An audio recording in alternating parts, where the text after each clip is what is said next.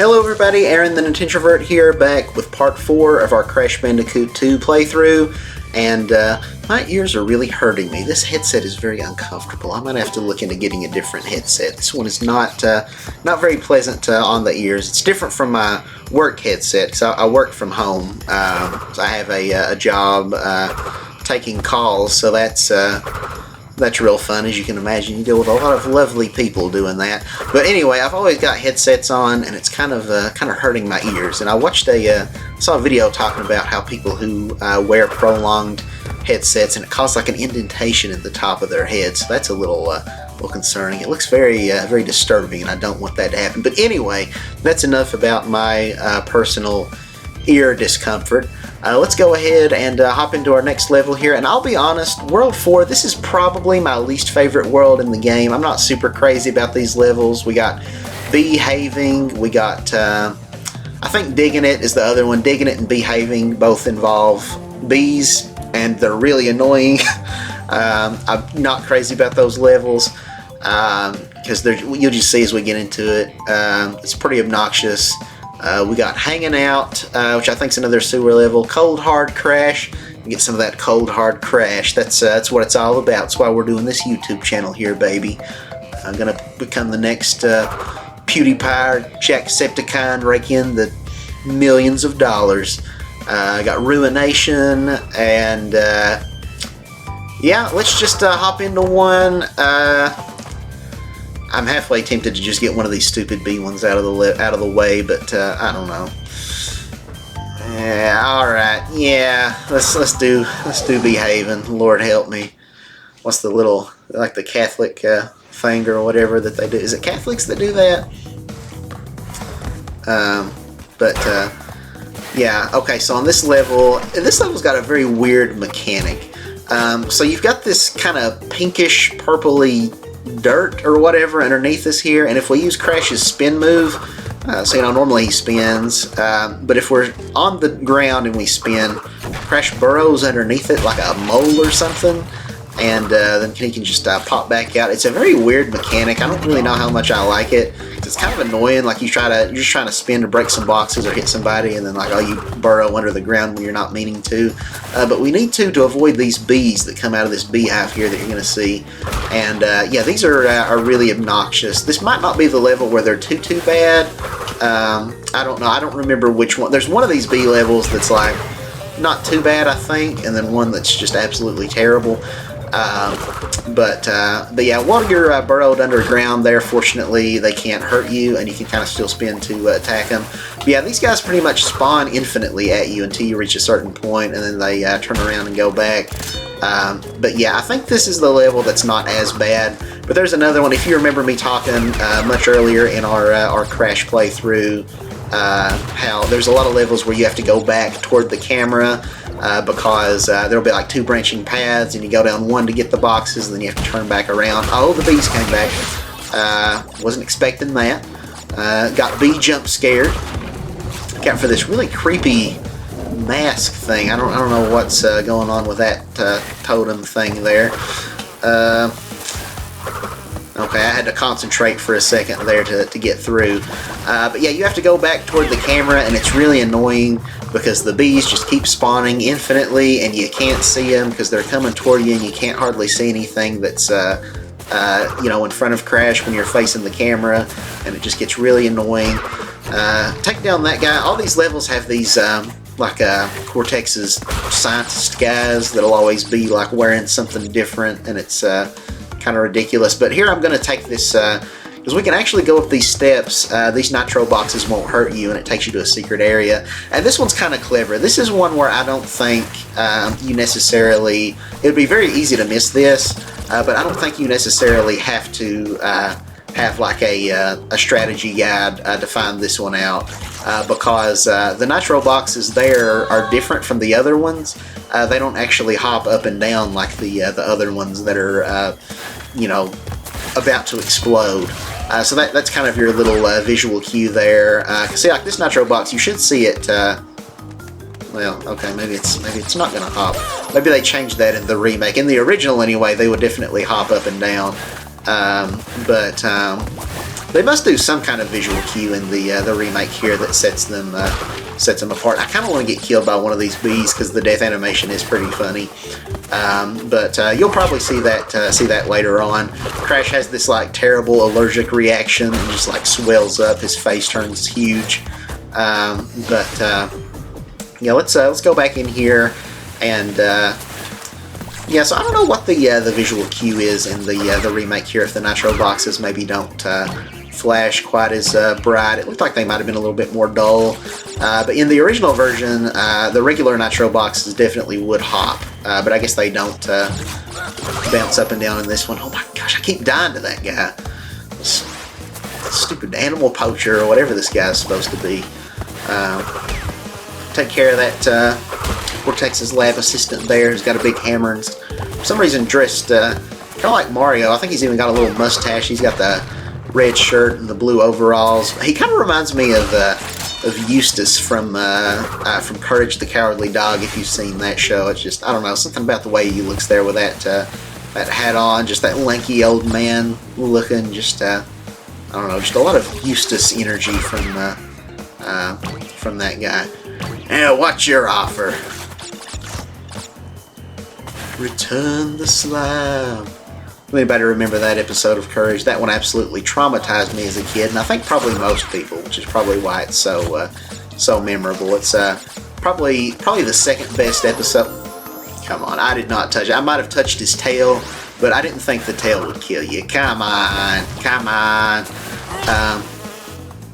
Okay, well, hey, there's another unique death animation. I forgot about that one. He kills you, and just leaves like a little tomb there. I was trying to, do that. I wasn't sure how that would work if I do a slide and then spin, because Crash kind of does kind of a diagonal spin there, where he's kind of facing sideways. I wasn't sure if that would cause him to still burrow under the ground or not, and evidently it doesn't, so that's kind of interesting.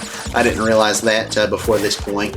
Let's try one more time here, fingers crossed that we don't die again.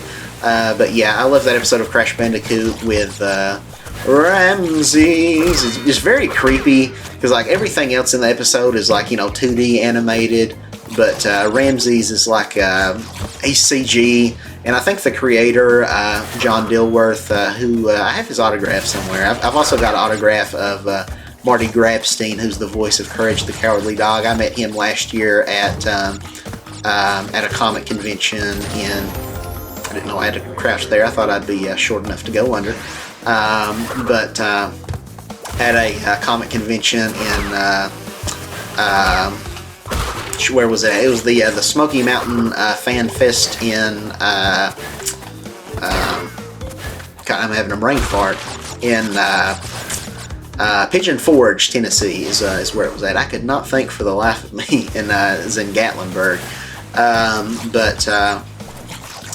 But yeah, he's a super nice guy. He's like, I follow him on Facebook. It's actually how I found out about it.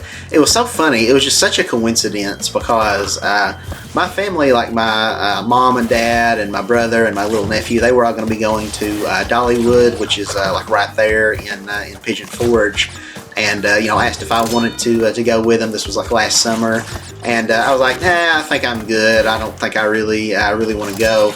They left. They had probably been gone for maybe about like 30 or 40 minutes. Like, they were a good portion of the way, on their way to Dollywood. And that Marty Grabstein, who I follow, again, that's the voice of Courage. He posted on his Facebook page. I just so happened to scroll by and see it. Oh. That got a little dicey. I don't know how we survived that. I might have panicked a little bit and did some accidental button presses I did not mean to do, but we're okay. But yeah, he posted on his Facebook, like, come see me at the Smoky Mountain Fan Fest in Pigeon Forge, whatever. And I was like, oh my God, that's Mom and Dad are literally going there right now. Wait, how am I supposed to get by this guy? Okay, I think I know what I'm going to need to do. But it's like, my family's literally on the way.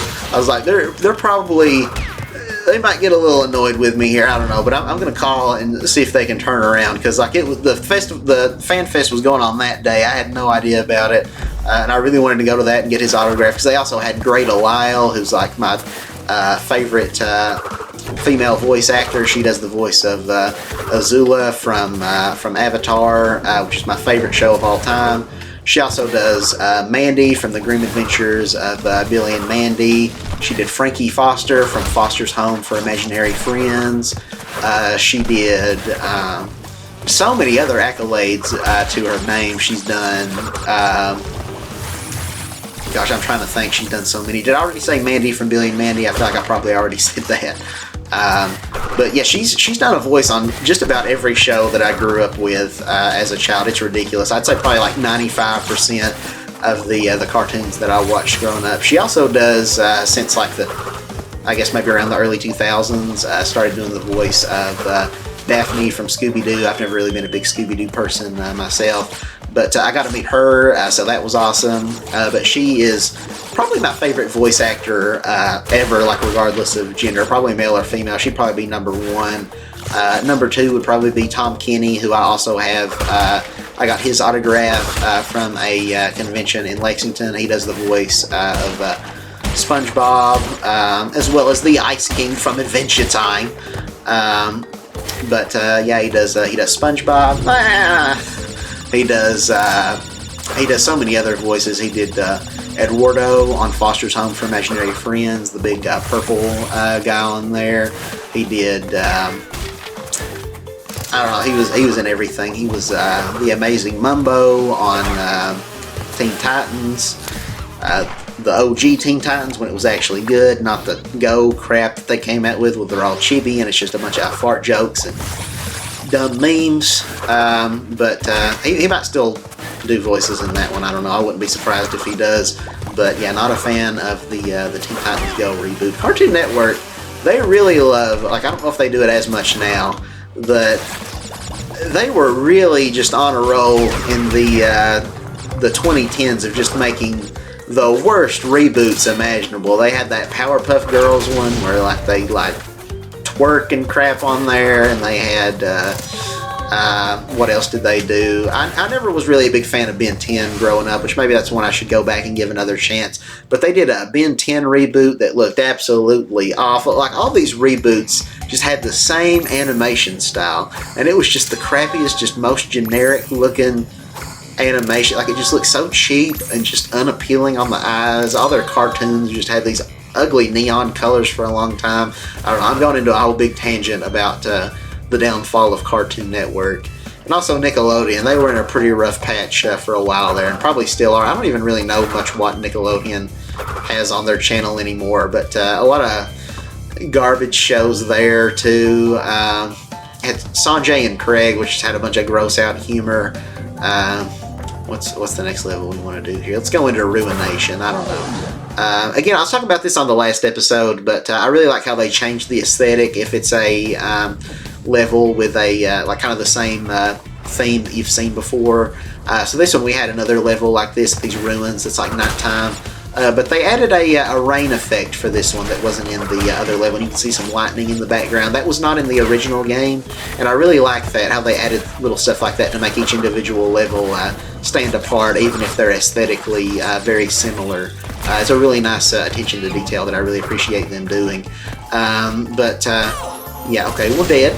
Yeah, Nickelodeon, I'm trying to think of some of the shows that they had, like, I don't know, they were just so forgettable, I guess I can't even think about it. They had one that was really, like a lot of shows at this time just felt so original, like they were just greenlighting the most generic shows that just like I don't know who like goes into the, you know, to the pitch room and pitches these to the execs, but it's just like all these shows on Nickelodeon and Cartoon Network. I'm getting so ranty that my playing is suffering, but like all the characters, like the show would be just like the name of the characters, and the characters would be just what they are.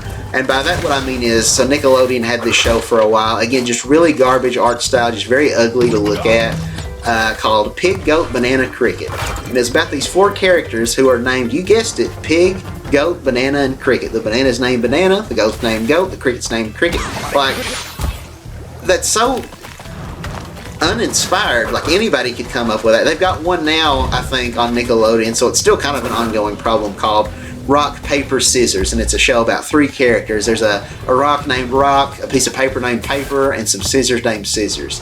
And it's like, I remember Disney, at least this wasn't a full-on show, but Disney Channel used to have these shorts that weren't really any good, called Pickle and Peanut. It's about a pickle named Pickle and a peanut named Peanut. It's like, come on, like, actually come up with some characters and give them legit names instead of just naming them what they are. But it just felt so lazy and just, I don't know, there's so many bad Cartoon Network shows from like the 2010s. This is what I would consider the dark ages, where you had, they had this one, I don't know if anybody remembers, called Super Secret Mountain Fort Awesome, which was made by the same people who did The Problem Solvers, which are probably 2 of the worst shows I've ever seen in my life. I don't know how that, they were made by the same person. I don't know how he got to make a second show. Just like very bright neon colors that really hurt your eyes. I think they both got canceled after the first season. And then that guy somehow got greenlit a 3rd show, Uncle Grandpa, which I guess has its fans. It definitely lasted a lot longer. I could not stand Uncle Grandpa. Good morning. And I might be triggering some people down in the comments. I don't know. Probably especially some people who are a little bit younger than I am. Who grew up with those shows. You had Clarence. I know Clarence has its fans. I couldn't stand Clarence. It just all was just very, I don't know, I felt like I was just like losing brain cells watching these shows. Like all the characters just seemed so dumb and uninteresting, and I don't know. I'll shut up now ranting about that. That's a kind of a tricky box to get there, but I was able to hit it there. Normally I always like just jump onto it. I didn't know if it would work if I could like slide into it and then jump back. That did work, fortunately. Did we get all the boxes? No, we did not even come close. So yeah, that must be another level we have to revisit later to get all the boxes on. But yeah, we've got that one out of the way. We'll jump right into the next one. Actually, did I go down an alternate route? I think I did, to get a secret gem. Maybe to get all the boxes, I needed to just play it regularly and not. We're gonna skip whatever Coco's saying here. We're not interested. Goodbye.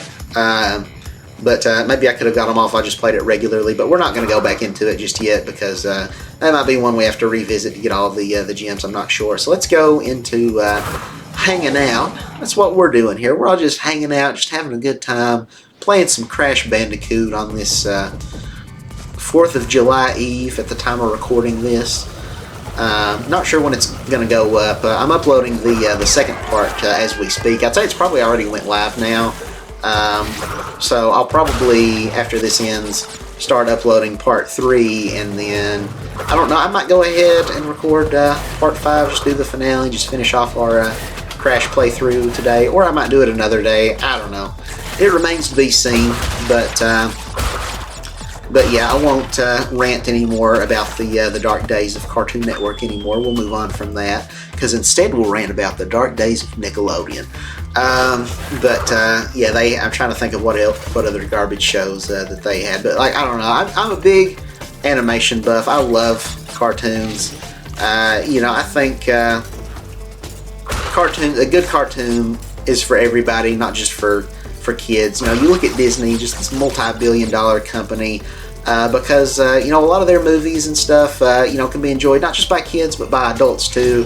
And I think that's the best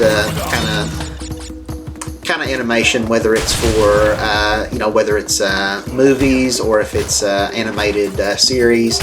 I don't know. It's like for the longest time, a lot of these networks were just so focused, and still kind of are to this day, on just the kids and not really having anything there for the adults to make you want to like sit down and watch these cartoons like with your kids. Like something like I used to grow up like watching Avatar: The Last Airbender with my parents, and they really enjoyed watching it. We'd tune into it together every week, and then we'd do the same when Korra came out, and it was a really good time. They were invested in it, almost as much as I was. My dad knows pretty much as much trivia about the show as I do. Let's get this checkpoint here, actually, and then we'll hop down here to this little secret path here. I think there might be a hidden gem that we can get, and then we'll probably need to just purposefully die so we can get back to the main path here. But yeah, we've got to, for the longest time, I could not beat this level because I did not know this mechanic that if you just hold down the right trigger, or the R1 button, that Crash will just kind of put his legs up to where he's not dangling to where those spiky things can reach him, whatever those are supposed to be, those robotic mines or whatever, I'm not sure. But yeah, there might not actually, is this just going to boot me out of the level? I'm not sure. Let's see what happens here. We might have to start this level over. Is this going to take me to a secret place, or... Okay. Yeah, so we're on Totally Fly.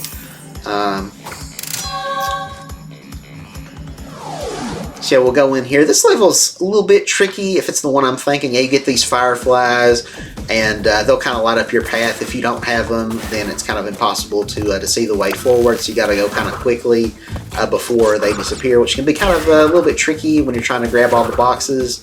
But yeah, you could probably cheat this level if you turn your monitor brightness all the way up. But yeah, I don't know. That's a lot of work. I ain't got time for all that crap. Gonna spin that guy into the nitro. I was a little bit worried that the aftershock was going to reach me there, but we didn't seem to get hurt, so that's good. This one might not be too hard. It might be the one. There's another one of these levels in the fifth world, and at least one of them's pretty tricky. I don't remember which one exactly. Yeah, my mouth is getting very dry from talking. I need to take a sip of water, but I hate to take a sip of water while I'm recording because I feel like that's not very professional. But another thing that's not professional is getting dehydrated and passing out on camera. That wouldn't be professional either. So this little firefly here or whatever, we just got to kind of keep up with it. It doesn't stick with us, so I'll have to try to kind of hurry along through this bonus here. Come on, let's go. We don't have odds 8, people. Okay, I could have just avoided that. I didn't really need to bother getting that because it's not any of the boxes we can break that actually count toward our total. But yeah, I guess I got everything there. Was there any... what were the other two I missed? Was it just the nitro, I guess? Hopefully that's all it was just nitro and not 2 boxes that I need to break there. But whatever. So let's just continue on with the level here. But yeah, I don't know. I'll probably stop and get a sip of water here maybe after this level. I could always just edit it out, but my editing skills are not the greatest. And whenever I edit a video, unless there's probably another more efficient way to do it, but I edited episode of my Mario 64 playthrough. You can see the part where it cuts, where I had a call from my brother and I had to see what that was all about. And you know, actually with my current TV settings, it's not too dark. I can kind of see decently well, so we might be good here. We might cheat our way to victory. But yeah, when I had to make just a very small little edit, it was just me trimming out a few seconds of footage, and that caused the upload time for my video to be like twice as long. Instead of like 30 minutes, it took like an hour or something like that.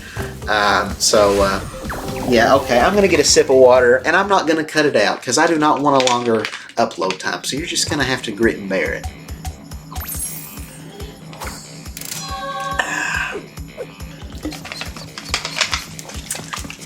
Oh yeah, that's some good H2O right there.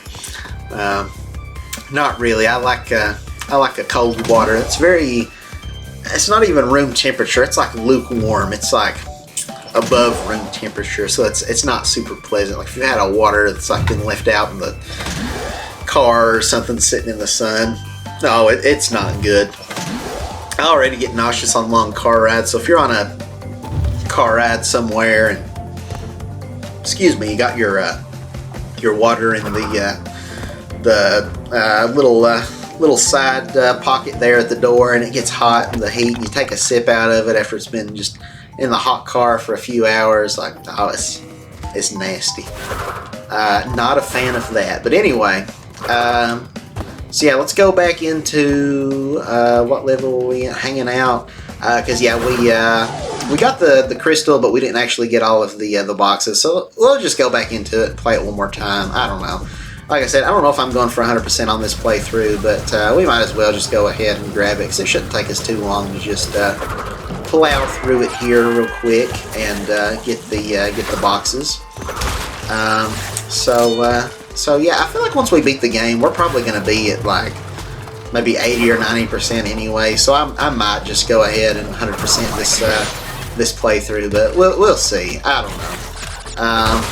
Again, I'm not committing to anything, but yeah, breaking all these boxes here. I'm trying to think what I was talking about before. I was ranting about cartoons, the modern state of animation. But yeah, I probably won't go on that tirade any longer. But yeah, I probably could if I wanted to, though. There's a lot I could say, like, about how it's such a shame that 2D hand-drawn animation is dead in Western cinema, that it's all CG now, because CG just, I don't think, looks as good as just the hand-drawn stuff.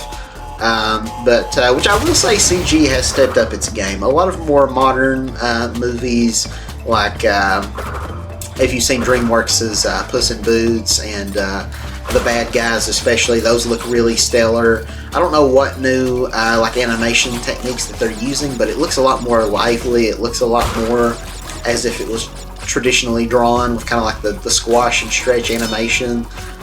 It doesn't look like so much like they're just taking a character model and just like moving its arms and legs up and down and just rotating the joints. Like, you actually, like, they're kind of actually starting to push the boundaries with CG to make it look more, you know, in ways that you can only really achieve with cartoons, where like, you know, to convey movement and like the arms and hands stretch out in just very expressive, dynamic ways that kind of go beyond what's possible in reality. So I'm starting to like CG a lot better. Even the last SpongeBob movie, Sponge on the Run, I think was the name of it, like the third SpongeBob movie. You know, I don't know what the general consensus on that movie is. I think a lot of people don't really like it. I actually enjoyed it quite a bit, but I thought that movie was gorgeous. That might be the most beautiful animated, like hand-drawn, or beautiful CG animated movie that I've ever seen. So I do like the direction that CG is going, but I also do wish that we would go back to the days of the just hand-drawn traditional animation in cinemas. You still see it a lot in cartoons, and there's a lot of modern cartoons that do look really, really good, especially on Netflix, and Disney's got some good ones. Because Nickelodeon and Cartoon Network, they're still kind of struggling quite a bit. Cartoon Network had a couple hits. They had that Infinity Train show, which was pretty good, but it even got canceled before its time. I think the developer, or like the creator of that show, wanted to do like a couple more seasons that they never got to finish. Or dead again. There's a train passing by, which is really not good when I'm trying to record a video and be professional here and not cut anything out. Honk, freaking honk to you too, buddy. But yeah, I don't know. We're just gonna roll with it. I'm gonna keep going. I don't know. Yeah, I live pretty close to some railroad tracks here. I'm located in the middle of coal country, which is kind of a dying industry. But you know, it's still booming enough for to have trains occasionally pass by. That's gonna mess up my recording. So thanks a lot. But I shouldn't disparage it too much, because my dad works in coal mining, so you know, it's kind of our source of income around here in the middle of Appalachia, where I'm from. Keeps the lights on. But yeah, I do wish I didn't live so close to the train tracks. So we're just gonna experiment. I'm gonna just keep playing and listen back to this audio and see whether the you know, the train horn or whatever is how audible it is on camera, and if it's decently loud, then in the future I'll probably just pause my recording and just go back and edit that out. But for now, screw it. We're just gonna keep on trucking.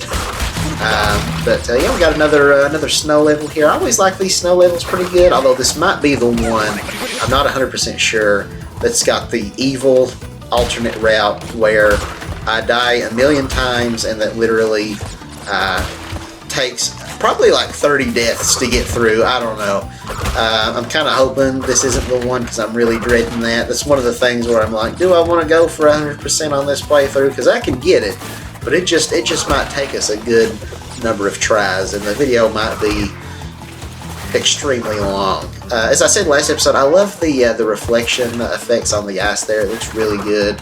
a lot better here than like on the Switch. They had to kind of cut all that stuff out. The Switch version still looks pretty good, but not quite to the same level. Okay, we got that thing that automatically goes up and down, that wooden thing that tries to crush you. Then you've got that other one that's kind of like the thwomps on Mario that just come down as you get close. So it's kind of tricky. We got to get through there, not get hit, dodge the icicles all at once. So yeah, we made it through there. Not too many problems. Got it on the second try. Probably really bothering some people that I'm breaking these boxes without necessarily getting all the fruit inside. But I mean, we got 91 lives. We're about to max out our live count. I think it goes up to like 99 or whatever. So yeah, we don't need to collect every individual lump of fruit. Just, what's the point? But I'll blow up this TNT here. Do our little bonus. We got 31 boxes to get here in the bonus. I don't remember this one being too bad, so hopefully we'll be able to get that on our first try here. Got a ton of them through here, and if these blow up, whatever. Again, I don't really need all the Wump of fruits, so yeah, we'll just bypass that. This should do it right here, I think. I kind of get paranoid.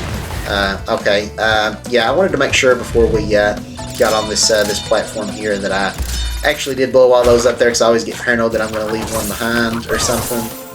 Why did I do that? I should have known that was going to kill me, but whatever. So yeah, we'll just... okay, there we go. I wasn't 100% sure how I wanted to approach that, but we got it. We got this porcupine dude sticking his quills out at me. I almost said quail, but it's not a quail, it's quill. Quail is, I think, some other animal entirely. Is that like a type of fish or something? What's a quail? I don't know. Let me know in the comments. The comments are my Wikipedia. I'm always just like, let me know what this random obscure thing is down in the comments, because I'm too lazy to Google it. All I know is Doug Funny. I think he fantasizes about being Quail Man. I've only seen a couple episodes of Doug Funny. Okay, we don't have the thing for that. Is that one of the death routes where I was supposed to get here without dying? I think it might have been. Or did I just need a certain colored gem? I'm not 100% sure on that. But yeah, so we're probably not going to get all the boxes since we don't have that. But I think that's the nearly impossible one that takes me like a million tries. So I'm not too dismayed that we didn't get that right now. But yeah, Quail Man, Doug Funny. I was never the biggest fan of Doug. I only seen a couple episodes, but it was kind of, I think, a little corny to me. He'd have these fantasies about him being a superhero where he's got his underwear on the outside of his clothes, and like, I don't know. It didn't really do anything for me. That was around the same time you had like Ren and Stimpy and Rocko's Modern Life, which I feel like were much better shows. You also had the Rugrats, and I'll be honest, for as popular as Rugrats was, it was like the longest running Nickelodeon show up until SpongeBob. I never really was that crazy about Rugrats, and maybe I just didn't give it enough of a chance. I think what really turned me off, I didn't like any of those shows that were made by, I think that it was maybe like Lasky Cuspo or something like that was the name of the studio, and they did the Wild Thornberries, they did Rocket Power, they did Real Monsters, they did a ton of Nickelodeon shows. Am I missing a switch here? Yeah, there we go. It's one of those boxes wasn't filled in. I was like, what am I missing? I don't think I can get all the boxes anyways, but just in case. Yeah, they did, I'm trying to think, I think they did As Told by Ginger, just all those shows that have a very similar looking aesthetic. And I just really always hated the way that those shows looked. It's just very ugly. Like all the characters are just very, I don't know, very exaggerated, like kind of caricaturized proportions where they all just have like either a real big nose or big teeth. Like you look at Eliza on the Wild Thornberries, she had those like big buck teeth, and it's just a very, very ugly character design on those shows. I didn't care for them, and I think that's the reason, or at least the biggest reason, why I never liked any of their shows. So maybe I should go back and give them another chance sometime and just try to look past those very ugly, I started to say graphics, but that's more of a video game thing, but that very ugly art direction. And yeah, there's the hopping Nitro. I told you there was some Nitro that hopped around in this game. I don't know why it wasn't hopping before on that other level for us, but Yeah, let me know if anybody else is like that, where they just did not like those shows growing up because they were just so turned off by the animation style. Because I was not a fan.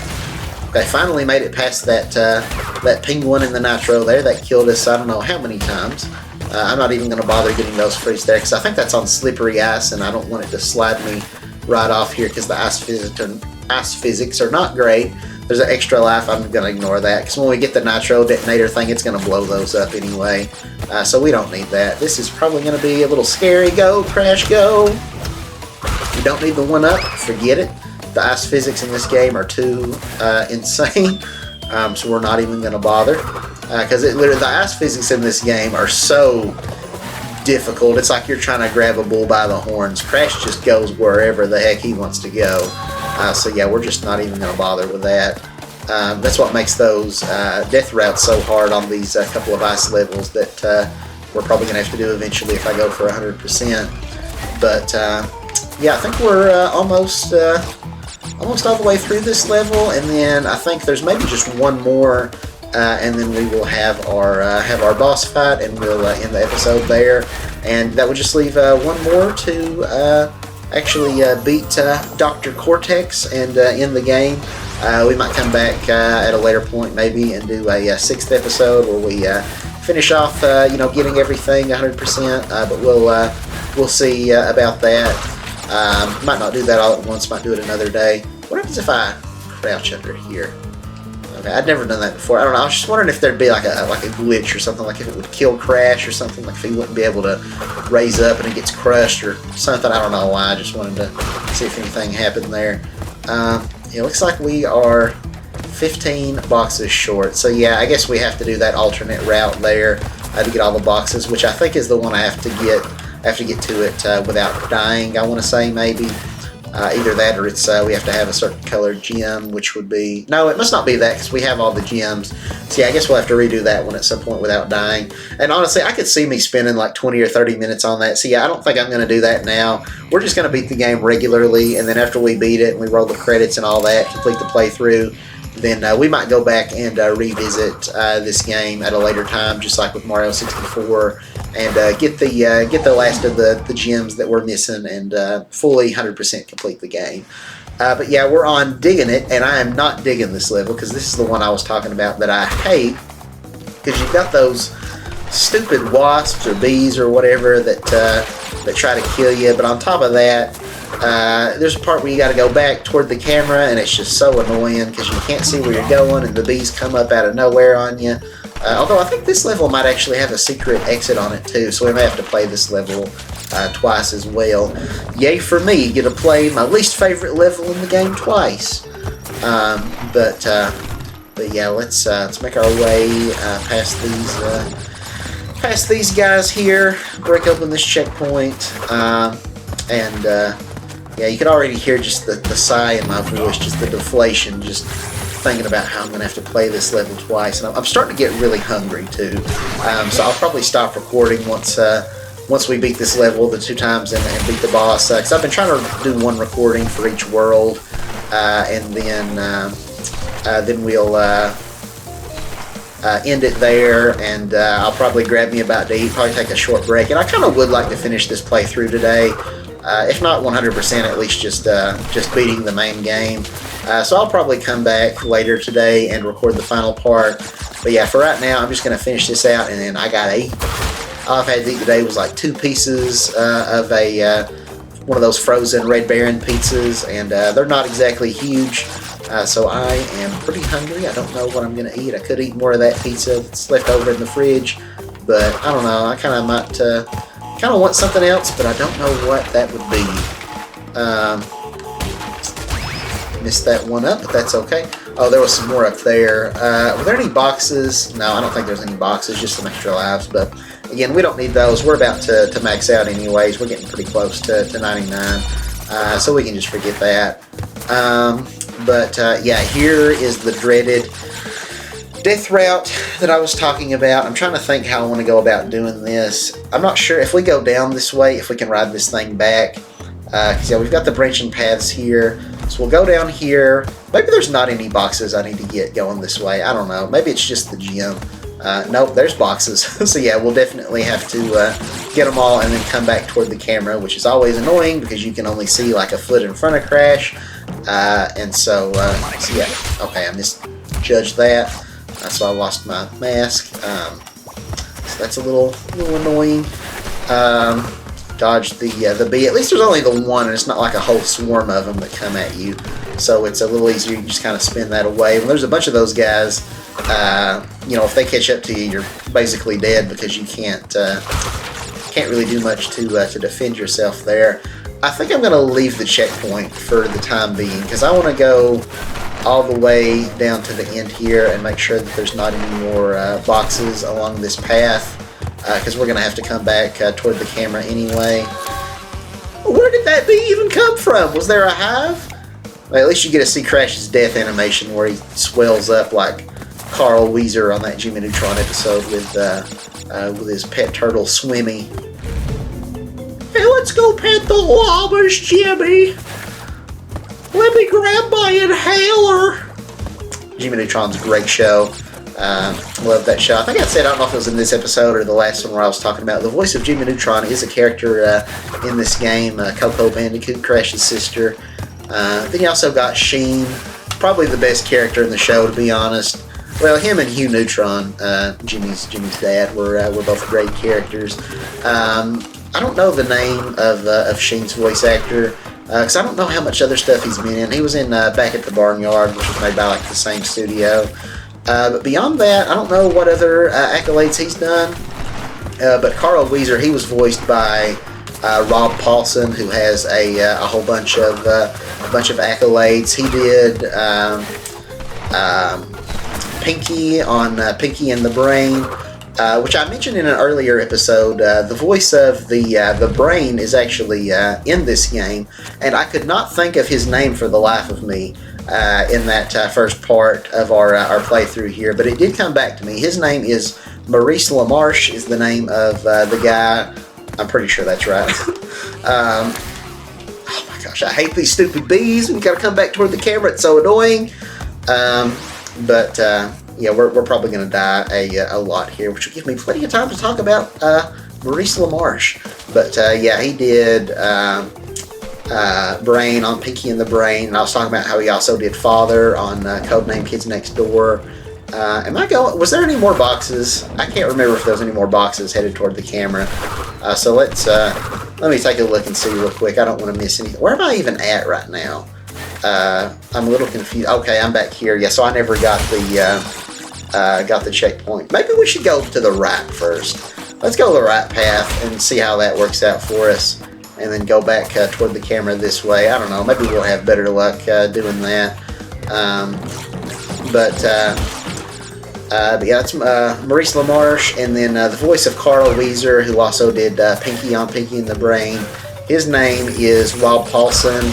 I'd love to get his autograph sometime. I don't have his, which I don't have Maurice's either. It'd be really cool to have both of theirs. But Rob Paulson, I've interacted with him a handful of times on Twitter. But he also does the voice of Mark Chang from Yugopatamia on Fairly Odd Parents, and he does just a bunch of other stuff. Super talented guy. I think he has his own. I want to say he has like a podcast. I'm trying to remember what the name of it. The name of it is, but he's got some pretty interesting videos on there where he'll bring on guests who are also prolific voice actors, and they'll like read they'll reenact scenes from movies as their characters. Can I not get back over from this way? I guess I can't, but that's okay. We'll just go back toward the camera this way. Hopefully not get killed by the bees on the way back. But again, it's very hard to see because you can't really tell where they're coming. And I also can't hear. You can hear like a buzzing sound when the bees are approaching, but where I'm recording this, I can't hear that.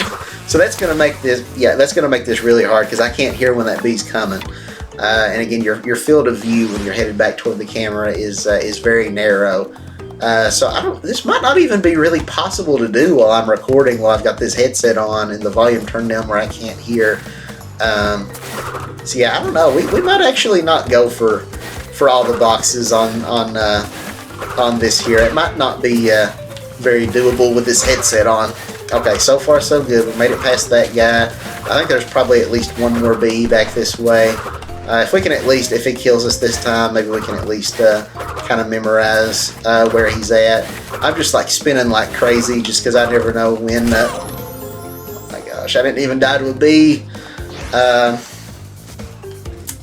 Okay, let's try this one more time. I think we were maybe most of the way through that, and then we just have to go back down the death route there, which honestly wasn't too bad. I think we pretty well made it to the checkpoint over there every time. I just hadn't been grabbing it because I knew I would have to come back toward the camera and was going to grab it on my way back. But yeah, if we can just make it down there and get to that checkpoint, that would be great. So yeah, I'm tempted to just kind of shut up here and see if I can listen and hopefully kind of hear when that thing's coming. I'm not exaggerating. I'm literally breaking out into a cold sweat right now. I'm so nervous about this stupid bee. Oh, could also be because I've not eaten anything and my blood sugar is just dipping on. Oh, okay, yeah. I figured that was going to happen at some point. If I can just remember the bee shows up close to the electric fence there, it's going to be pretty tricky because again I can't really hear with this headset on. I'm tempted to just like pull it down off my ears and see if I can maybe hear it that way and just hope that the mic still picks up my my voice well enough. But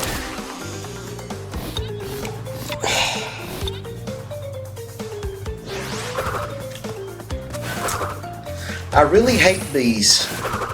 I'm just going to let that just go on the record. You know, I'm glad that cell phone radiation is killing them all. Screw the bees. We don't need honey. That's a joke. Don't come at me in the comments. Bees are important to the ecosystem or whatever. Don't cancel me for being anti-bee. They can coexist, whatever. But yeah, I'm not a happy camper right now. The bees are not my friend. Okay, I'm just going to be a little bit more quiet and really focus. It was close to the electricity, thanks to the electric fences. So yeah, I'm going to pull my headset down. Hopefully y'all can still hear me okay. And hopefully I can still hear the bees because I still don't have my headset too loud. I'm just going to be kind of quiet. Sorry guys, no commentary for the next little bit. I killed him, and then I touched the fence, and they gave me a mask out of sympathy, but you know what, that's okay. I appreciate that, and I will use it. And I'm still going to keep my headset down for the time being, so hopefully y'all can still hear me perfectly fine, and it doesn't sound too weird. But yeah, I gotta be able to hear if I'm ever gonna get through this. And I wanna get through this. I'm getting so hungry, guys. I really wanna eat. But I'm not talented enough to be able to edit this out yet without it being just a whole big thing. So I'm not cutting and eating and coming back because that's just gonna be too much of a hassle. So if I starve on stream and pass out, it is what it is. You know, we're just gonna have to accept that. And maybe if that happens, people will feel sorry for me enough that all kinds of extra subscribers will come rolling in. I'll get a bunch of people donating in the super chat, even though this isn't Twitch and I don't stream, but they'll find a way to do that. Okay, quiet. Okay, got it. Is another one gonna come? Yeah. Wait for the electric fence. Got him. Okay. Are we good? Are we golden? Is that it? I think. Oh, okay, there's a gap there. I'm glad I didn't get too cocky. Okay, I had to go a little quiet there. No! I hate this level so much. I don't like doing the level. It's not fun. Okay. Oh my gosh, this video is already almost like 15 minutes long. You know what? I think I'm going to call it quits on that for right now. I'm wanting to keep these videos relatively short. I do not want this going over an hour. We're just going to beat it regularly, and then if I decide to go for 100%, we'll revisit this level at a later time.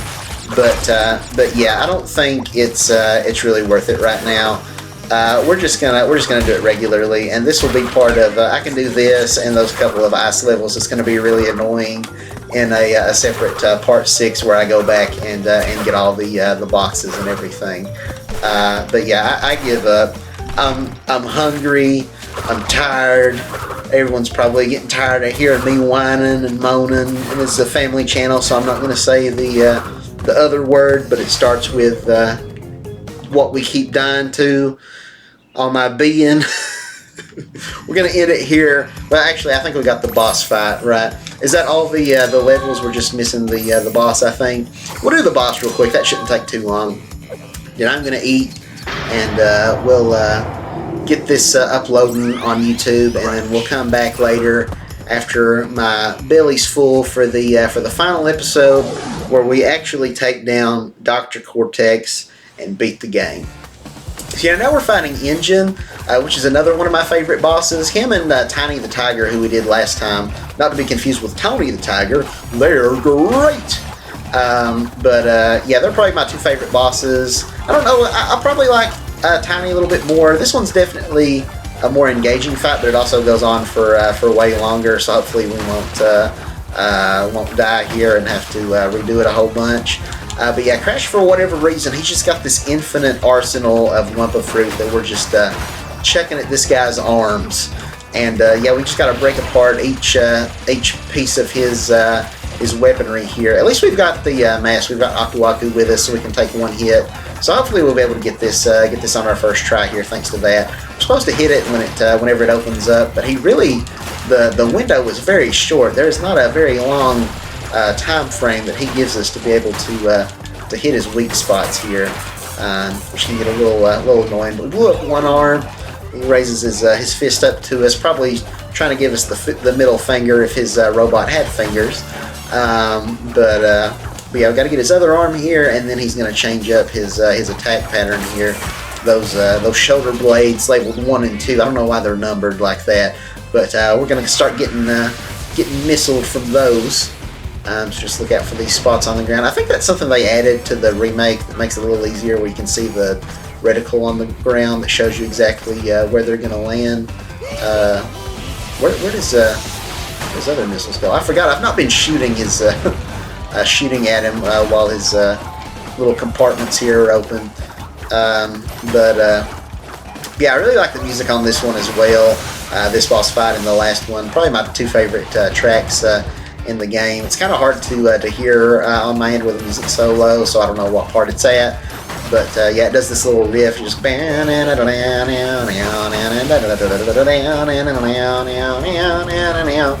really like it. But again, I wouldn't say the music in the Crash Bandicoot games is its strong suit. Crash Bandicoot 2 included in that. It's not bad by any means. Like I said, it's got a couple of standouts, like this one I think is kind of a banger, and Tiny's boss theme. But on the whole, the music doesn't really do a whole lot for me in the Crash games. But that's okay. It doesn't, it doesn't have to go, that hard. It's fine. It's perfectly serviceable music. Let's see if we can take out his other arm here. If he'll leave it open for 5 seconds. I don't even know how it blew up. It wasn't even open that time for me to hit the weak point. So now we're on the last phase here, which is maybe the most tricky. He's got that laser that destroys the platform, and we can only shoot at it when it's open. Oh, okay, I took a hit, so we're getting close to dying. It's hard too, because again, where I can't really hear very well, where I've got this headset on, it's hard to hear the sound cues to know when he's about to fire his laser. Okay, we got him. He's dead. It's Dr. Engine. He has this very sort of Igor sort of voice. Yes, master. Prepare to die, Crash Bandicoot. And yeah, he's very kind of Ren and Stimpy. Stimpy, you idiot.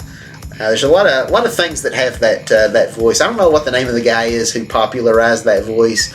I think he was like some kind of a Spanish actor from like maybe the early 90s or not early 90s, from the early 1900s, maybe from like the, I don't know, maybe 1930s, the 1950s or something. A lot of old like classic stuff. Like I think he did some cartoon voice roles, but then also movies. Just kind of this I don't know, kind of creepy looking guy, just like real short and kind of a, I don't know, he's got a very iconic look. He's there's a lot of characters based on him. It's kind of caricaturized in a lot of those old movies and a couple modern ones too. You'd probably know him if you see him. If I was good at editing, I'd throw up a picture of him on the in the video here. But we've already been recording for almost an hour, and I don't want the rendering to be any longer than it's already going to be when I upload this bad boy to YouTube. Crash has got his little yo-yo out. Walking the dog. I never learned how to yo-yo. It wasn't anything I was super interested in learning how to do. But anyway, I don't know why I'm telling you about my lack of yo-yo experience. You don't care about that. Nobody came here to hear that. We're going to wrap it up. Thanks so much for watching this video. I'm going to go get something to eat before I pass out. I don't know what. I'll probably be back later to record the final episode of our Crash 2 playthrough. Final episode in quotes, because we'll probably end up having to come back and do a 6th one later on where we actually get all the gems. But yeah, thank you guys so much for watching. If you liked the video, if you want to give it a thumbs up, hit subscribe, all that good stuff, blah, blah, blah. I don't even care anymore. I'm going to get some food. Peace out, everybody.